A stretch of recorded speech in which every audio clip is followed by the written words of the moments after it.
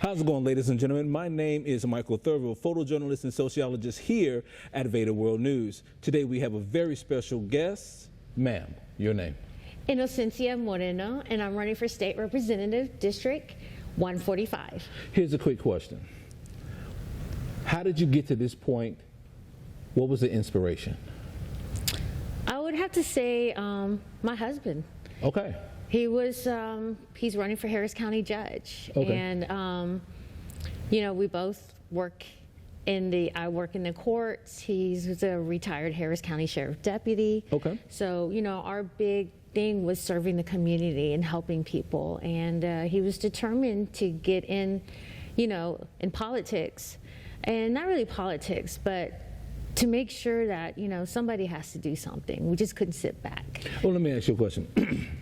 What are the three main things that you wish to focus on if elected into office? Community safety. Okay. Focusing on our youth. Mm-hmm. And it's okay. Community safety, focusing on our youth, working with our law enforcement. Understood. And again, law enforcement in this country has been in the headlines, especially on the federal level. We had 2 people shot yesterday by ICE agents. We had another young lady who was shot, I'm assuming fleeing from ICE agents. What are your thoughts on that? We pass all this legislation, and that's the problem. There's no tools or anything for our law enforcement to utilize with. It's like, oh, we're going to pass this law and expect you to do it. Okay. How? There's no support. There's no training and stuff like that. I've watched some of the videos. Everybody's saying, well, she was trying to run over the officer, and then there was mixed, commands. Supposedly, we don't know everything, that maybe they tried to get her out of the car, maybe, she, was trying to get out of the way, or this and that. And, growing up, when an officer asks you to stop, get out, that's what we did. So it's, a lot of it is just, I don't know how it's supposed to be utilized, this and that, or anything, but it is a lot on our law enforcement. Understood. And when we start talking about the youth, because you stated that that was something that was extremely important to you, youth and employment. A lot of youth are saying, hey, I can't find a job, or I can't find the job that I went to school for. I got the student loans coming up. They're going to start garnishing wages this month. What would you say to those students, and how would you help them as far as solutions? Well, that's where you work with businesses and try to get some mentorship and internships. A lot of these kids, they don't know where to turn to. And, and it is very competitive out there. It very much so is. Very competitive. My brother was in college, but he did a lot of internships, stuff like that. Some of them were free, some of them were paid. But once you get in there, and a lot of times it's, unfortunately, it's in who you know and who you get to network with. But we have a great community. We have a great network of people who are willing to help. So it's a matter of reaching out, maybe talking to these businesses, setting up mentorship and programs and internships within the companies, within these businesses, with a lot of groups. Because there was one point that a lot of companies were willing to. They were doing it. What was that turning point that kind of made them, from your perspective, say, we need to pivot in another direction? It's really hard to say. Maybe they were changing as far as they wanted higher degrees or to change their businesses or this and that. I know right now, because crime is an issue, that a lot of businesses are leaving. They are. We're losing a lot of companies and they're shutting down. I think within a month it was 3 or 4 businesses that left, that they had to shut down. Yeah. Because they couldn't do, and a lot of times people don't see, they see us or people differently. They're not accepting the demographics, the change. There's our community is so diverse. It's amazing. Especially right here in Harris County in Houston. I mean, it truly is a melting pot. I mean, what would you say to people that are coming from elsewhere around the country and elsewhere around the world, like wanting to come here in Houston and do business? What would you tell them? Let's say welcome. You know, we have so much to offer, and especially here in Houston. You know, we have the arts, we have sports, we have, you know, just a big business enterprise, you know, with companies and international and local. We have a ton of local businesses, and I'm amazed to see, like, we have little small and pop shops. We do. They're around restaurants. You know, the food is great. You know. Well, I mean, listen, I know that politics can be tiring oftentimes to talk about. I do understand that, especially when it comes to law and everything that's going on. But who are you? I know you mentioned sports. Are you a fan of any Houston oh my goodness sports teams? Let's start there. Yes. Love the Houston Texans. Okay. I love the Houston Rockets. I follow, you know, Astros, although this last season I was not happy with them. But now we got that pitcher, and, you know, I was pretty excited about that. U of H Cougars, I love going to their games. I love college games. I love high school games. Really? The marching bands, the energy. So you are enthusiastic about that. A lot of people are not as enthusiastic as you, so we would like to say thank you. Oh, yeah, no, I love it. I think my son, he played football in high school. He went to Reagan High School, Heights High School now. Okay. And then, you know, and going there, seeing the band, the energy, I just loved it. And he loves it too. We go to U of H and watch the games, and their basketball team is amazing too. So, yeah. Okay. We have a lot of fun. If you could make, excuse me, any predictions for Harris County, if elected, what kind of predictions would you make? I predict that we're going to move forward. We're going to make things better, but it's going to take all of us as a unit. Unity is going to be the big one. Okay. All of us coming together, because the main thing we're concerned about is safety.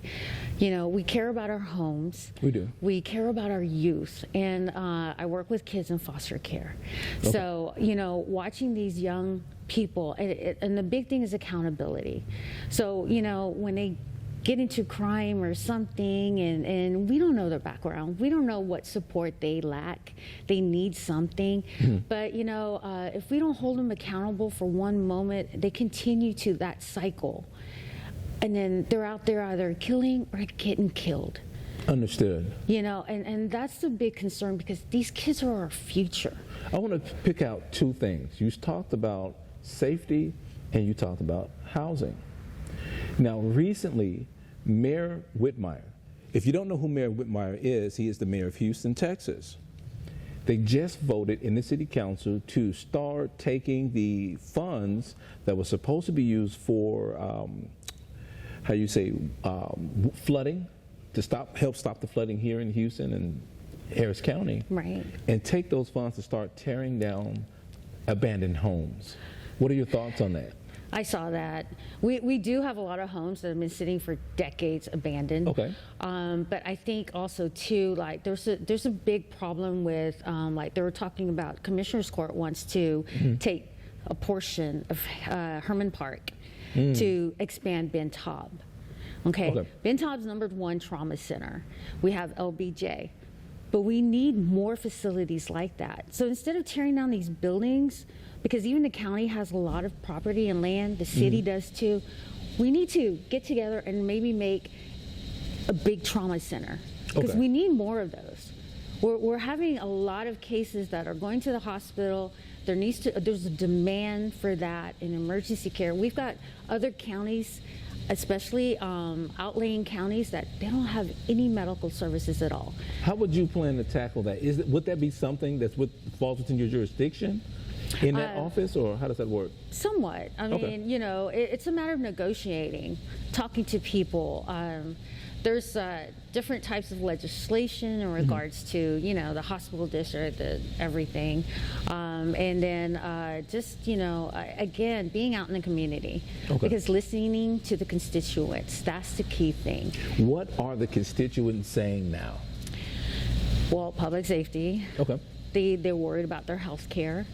And then, you know, it's the roads. are insane. You know, we don't have sidewalks. You know, in some neighborhoods, I mean, my neighborhood, we don't even have a sidewalk. Really? Yeah, we don't. Wow.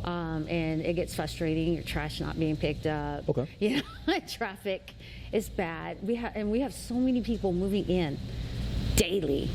How many would you estimate? You know, Wild I know guess. there was a number. I mean, we've got what?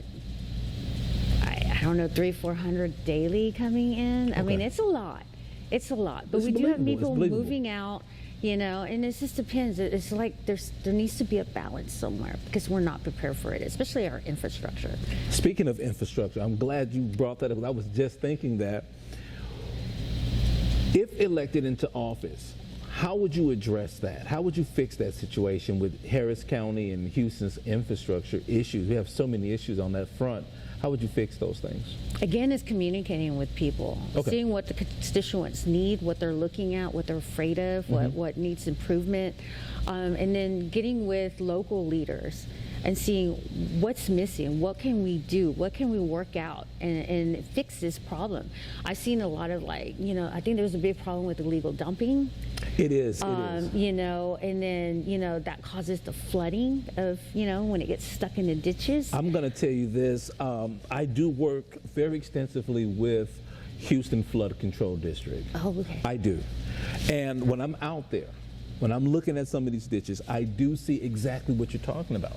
Whole couches, TV sets, the furniture of all sorts. I see it all the time. Why do you think people are just dumping?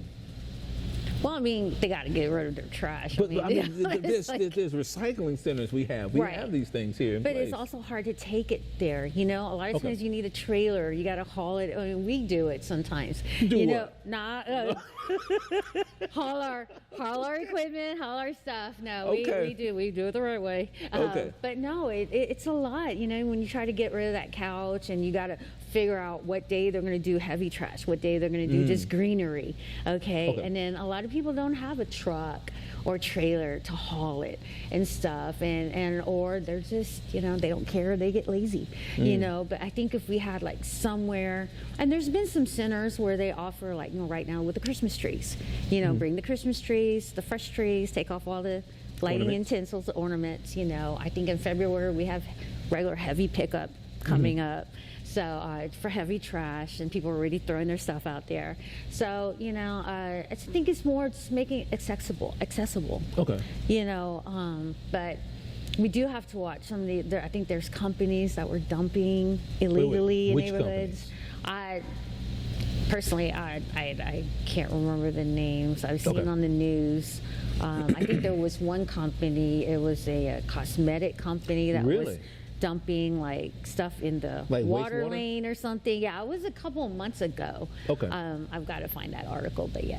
Understood. Let me ask you, if you had a magic wand, and you don't even have to be in office now, but if you got this magic wand, what would you change right now? I think just more or less people come together. It's Okay. like listening to one another. So unity. Unity. Okay. You know, I feel like, you know, everybody's either focused on this, focused on that, but not really communicating and getting together on what can we get done. Understood. You know, you know, especially with us being out here and everywhere, you know, either there's hardcore this, hardcore that, but it's like, wait a minute, we need to see what's really affecting. How can we work together Well, and speaking of resolve that, this? are you on the Republican ticket or the Democratic ticket? I'm on the Republican. Okay, no problem. Team Red, not a problem here. How would you, as a Republican, work with Democrats right here in Houston, Texas? Because Houston is like a blue pocket. How do you negotiate that? Again, communicating, Okay. being out Are there you with saying them. that maybe communication has broke down or not been as effective in the past as it should? I think at one point it was. Okay. You know, I grew up with my mother in the courts. She was a criminal attorney. Okay. She was the first Hispanic female judge for the city of Houston. So, Wow. you know, we were always out there. She would go to court, and she loved criminal law. She loved working with her clients. either when they got arrested or this and that. But she would sit them down and said, what happened? How can we work this out? What's going on? Let's change the direction. And she would go to court and fight for them. And she would always work with the judges. They would argue. I remember one time she was one end of the court and Judge Poe was on the bench and they were arguing. Wow. But you know what? In the end, they worked it out. They respected each other. Okay. And more or less the benefit for the community and the benefit for that person. You know, so I think those are things we need to come back to, because we are losing ourselves in the sense that we're not seeing who we're affecting. We're affecting our children. Okay. That's the big thing. We're affecting our community. We've got elderly people that need help, trapped in their homes, afraid to go out, and it's just things like that. Understood. What are your thoughts on the Houston City Council? Are they up to task? Where could improvements be made? Where are they excelling at? Where are they falling short? I see a lot of, it's really hard to say sometimes. I don't see like a lot of drama there, like Commissioner's Court. It appears that they tend to work together. Okay. But I do see a lot of like spending. I think like you said, $35 million that he's taking away. Is that wasteful to you, like the way they spend, or is it like, does it break even to you at some point? What do you think?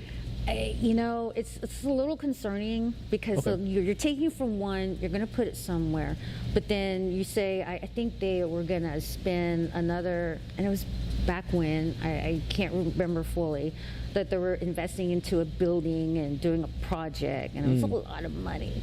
And I'm thinking, I think we can do a little bit. That's a lot of money. Is it something we can work out, or is it not necessary? Why is it costing so much? To, first of all, how many buildings they got to demolish?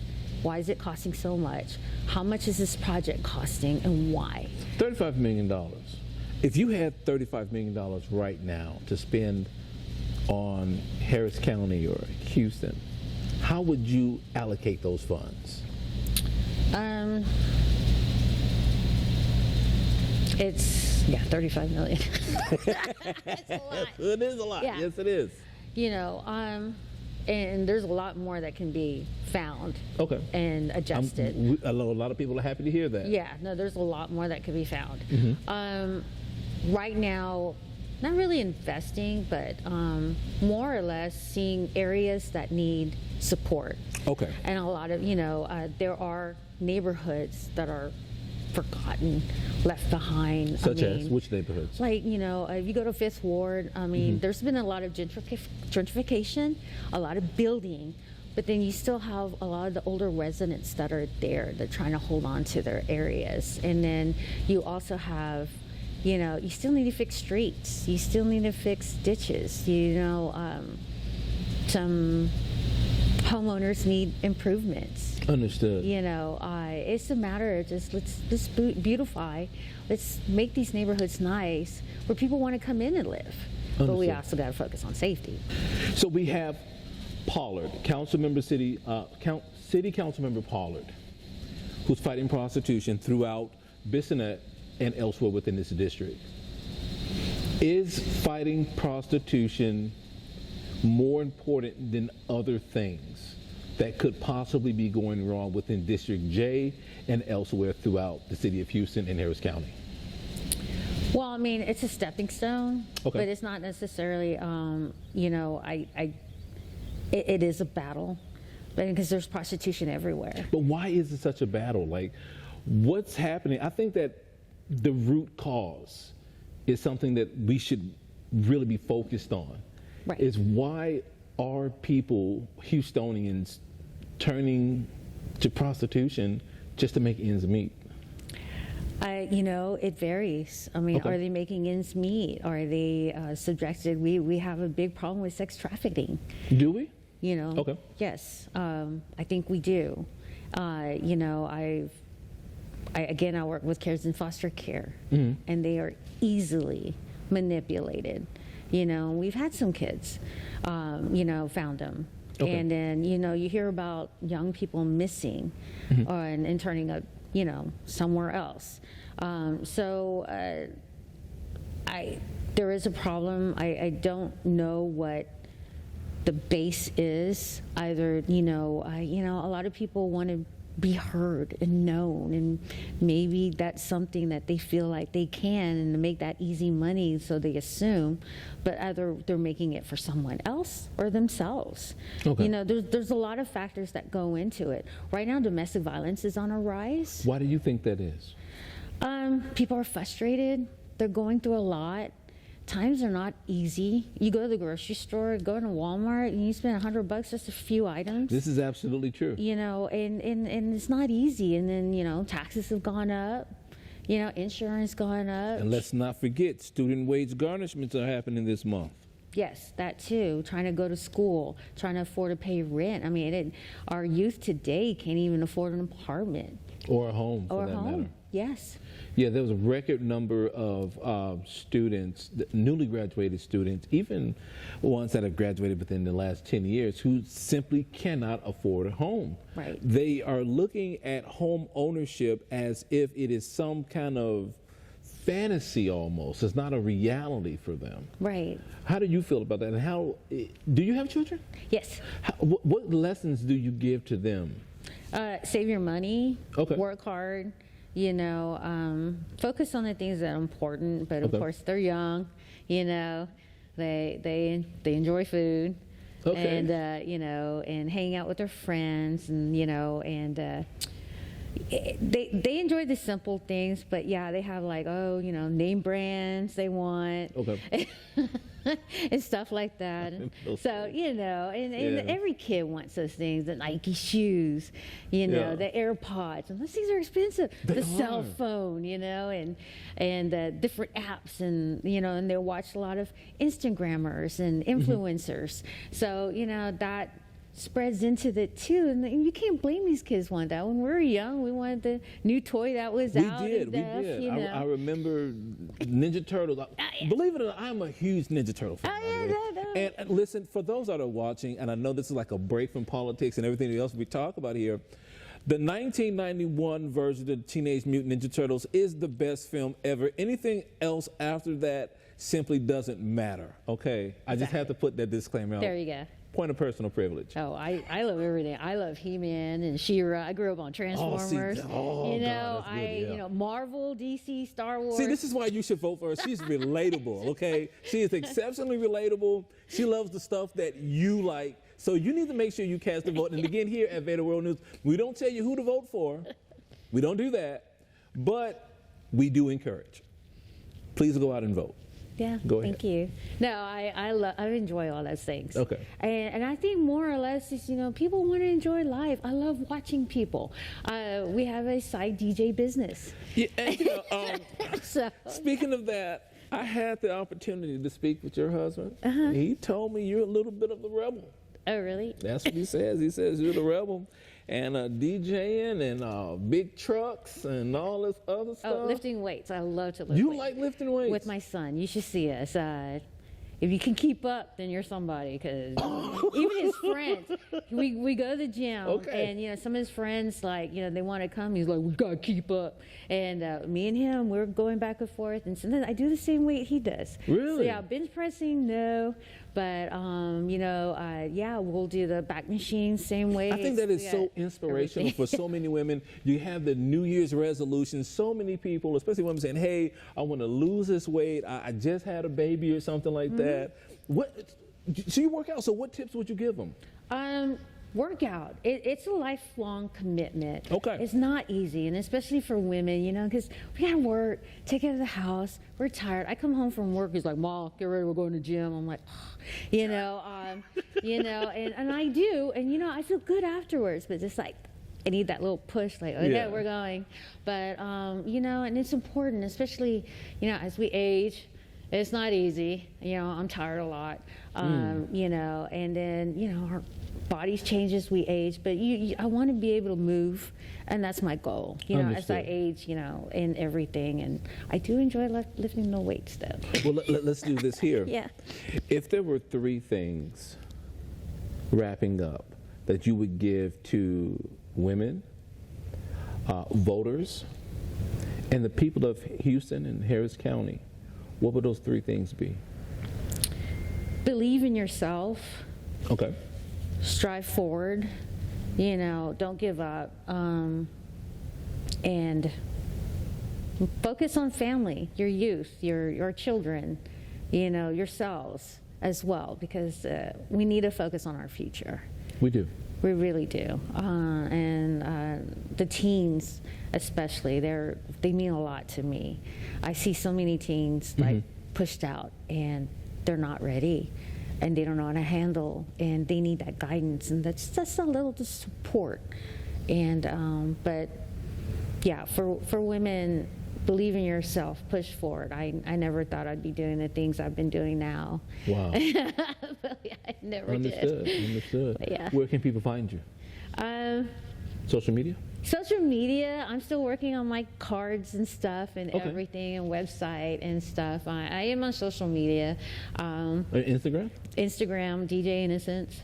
What? Yeah. I would have thought you would have came with the political speech. No, I'm, Okay.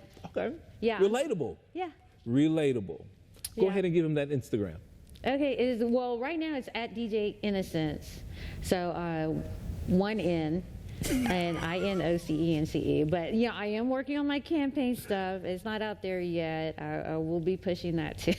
Okay. But I do enjoy, everything. So yeah. It is absolutely a pleasure to have you here. Oh, thank you. And we're looking to do this again. This is not a one-off. This is something that is a continuous thing, because there will be political things that pop up on the state, federal, local, and county levels that your expertise are just needing to be heard on these issues. And even if they're not issues, just community things. No, it is. It's very important, and it's important for all of us to get involved. We have to get involved. We have to listen. A lot of our youth, they don't think that, like my son, I go, let's go, and you need to vote. Voting is very important, but you need to know what you're voting for. You need to know who's it going to affect, how is it going to affect our future, and how is it going to affect me and my family. So, and those are key, and just staying on top of it. I remember I didn't care for politics. I hate listening to the news sometimes. Okay. There were times you just need a break. You do. But I'm involved all the time with it, especially where I work, within the community, and you see and learn what's happening and what's going around, and you realize, okay, things need to change, or things can be better, and it's up to us as a community. So. Well, let me tell you, it was a pleasure to have you here. Looking forward to having you again. Ladies and gentlemen, my name is Michael Thurville, photojournalist and sociologist here at VEDA World News. You can catch this episode and more at VEDACOM.com with 2 M's. That is VEDACOMM.com. See you on the next segment.